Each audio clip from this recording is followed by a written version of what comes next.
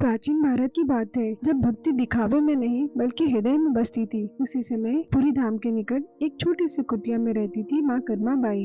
माँ कर्मा बाई न विदुषी थी न शास्त्रों की ज्ञाता, पर उनके पास जो था वो भगवान को सबसे अधिक प्रिय था, निष्कपट प्रेम। उनके लिए श्री जगन्नाथ भगवान कोई पत्थर की मूर्ति नहीं थे, वह थे उनके अपने पुत्र। वह उनको अपने पुत्र की तरह ही प्रेम करती थी।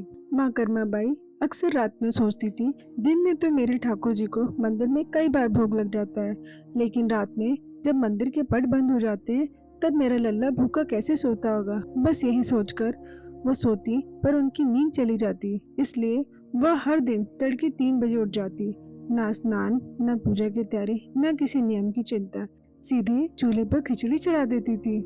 तब वह अपने लल्ला को बड़ी प्यार से पुकारती, आओ मेरे जगन्नाथ। भगवान जगन्नाथ भी बाल रूप में माँ कर्मा बाई की कुटिया में आते, माँ की गोद में बैठते, पाँव हिलाते और मासूम आवाज में कहते, माँ आज खिचड़ी ज्यादा गर्म है।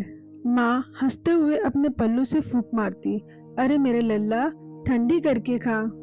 और वह बड़े ही प्रेम से अपने हाथों से भगवान को खिलाती। उनके लिए यही था सबसे बड़ा तीर्थ, सबसे बड़ी पूजा। एक दिन ईश्वर की लीला से एक साधु महाराज माँ कर्मा बाई की कुटिया में रुके। सुबह का समय था। माँ कर्मा बाई जैसे रोज बनाती थी वैसे ही बिना स्नान किए खिचड़ी बनाने लगी। साधु यह देखकर चौंक उठे और बोले, माता यह क्या कर रही हो? भगवान को भोग बिना स्नान बिना शुद्धि के, यह तो घोर अपराध है। माँ कर्मा बाई घबरा गई। उन्होंने कहा, महाराज मेरा ठाकुर भूखा रहता है इसलिए। लेकिन साधु ने उन्हें रोक दिया। उन्होंने धर्म, नियम, विधि सब समझाया। माँ कर्मा बाई सरल थी, उन्होंने मान लिया। अगले दिन माँ कर्मा बाई सुबह उठी, पहले स्नान किया, फिर पूजा करी, फिर नाम जप। लेकिन उधर बाल जगन्नाथ भूखे बैठे थे। बाल स्वर में आवाज आई, माँ मुझे भूख लगी है, माँ मुझे भूख लगी है। माँ बोली, बस पहले नियम पूरे कर लो, कुछ देर में तुझे खिचड़ी देती हूँ। थोड़ी देर बाद फिर आवाज आती है, माँ मुझे भूख लगी है। माँ ने कहा, बस लल्ला थोड़ा और नाम जाप कर लो। समय बीतता गया और नियम बढ़ते गए। फिर अचानक मंदिर के शंख बजे, पट खुलने का समय हो गया। ठाकुर जी दौड़ते हुए आए। समय बहुत कम था। उन्होंने जल्दी जल्दी में 1-2 कौर और बहुत गरम गरम खिचड़ी खाई और अंतर्ध्यान हो गए। माँ कर्मा बाई थाली लेकर खड़ी रह गई। उनकी आंखों से आंसू बहने लगे। आज मेरा ठाकुर पूरा खा भी नहीं पाया।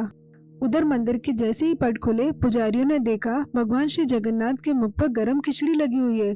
पुजारी घबरा गए। उन्होंने पूछा, हे प्रभु ये क्या है?